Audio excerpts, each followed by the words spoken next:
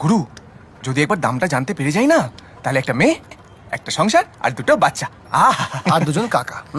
তোরা দুজন ওখানেও আমার সাথে থাকবি? মৃত ব্যক্তির সঙ্গে কথোপকথন, ইমোশনাল লোচা বস। দেখ, লোকে টাকা দিয়ে নিজের মরে যাওয়া বাবা মা দাদু দিদা জ্যাঠা জেঠি এদের সবার সাথে কথা বলবে। এটা কিন্তু একটা দারুণ সুযোগ। আর কিন্তু কেন কথা বলবে? আরে বাবা, ধর সম্পত্তি হারিয়ে ফেলেছে বা বাড়ির দলিল খুঁজে পাচ্ছে না, হয়তো ভুলে টুলে গেছে। হ্যাঁ আমরা মালটা বেচবো না? বিজনেস করব। হ্যাঁ, আরে বাবা, নিজের ঠাকুর দাদার বাবার জিনিস। হ্যাঁ, ভূত স্বীকার করব আর কোম্পানির নাম দেব ভূত চক্র প্রাইভেট লিমিটেড। কি মুশকিল! আরে এত ভূত কোথায়? তোর কি মনে হয় এ শহরে সবাই কি জ্যান্ত মানুষ? হ্যাঁ হ্যাঁ, আরে বাবা, এত জ্যান্ত মানুষ একটা শহরে থাকবে কি করে? এর অর্ধেকই ভূত।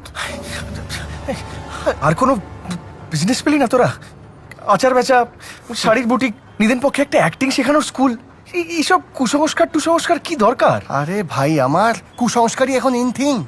তুই যে কোনো একটা পরিষ্কার বোতলে যে কোনো জন্তুর হিসু ভরে পবিত্র জিনিস বলে ছেড়ে দে মার্কেটে, দেখ হুড়ুর করে বিক্রি হয়ে যাচ্ছে।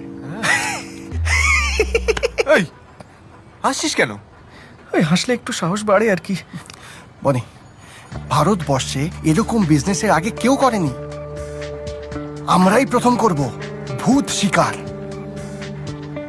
কি রে, আর সব চুপসে আছিস কেন? বল কিছু। আরে এসব ভূত টুত মানে কি দরকার?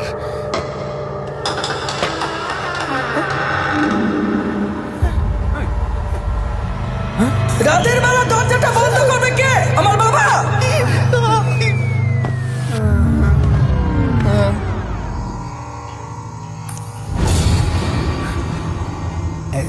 এটা কি কি হলো?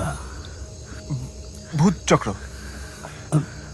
আমার ঠাকুর দাদার বাবার আবিষ্কার, লেট রাধামোহন দত্ত ওনার। তুমি? আমি হলাম ওনার ছেলের নাতি অমিত দত্ত, লেট গঙ্গাপ্রসাদ দত্তর ছেলে। হ্যাঁ, ফড়িং বোস আমার বাবা। তোমার বাবার কথা আমি জানতে চাইনি। না,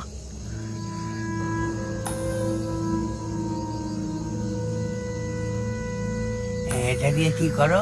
ওই বিজনেস হয় আর কি। ওই ভূত প্রেতের সঙ্গে কথা বলি, ভূতের তেল বেচি, অতীত বলে দিই।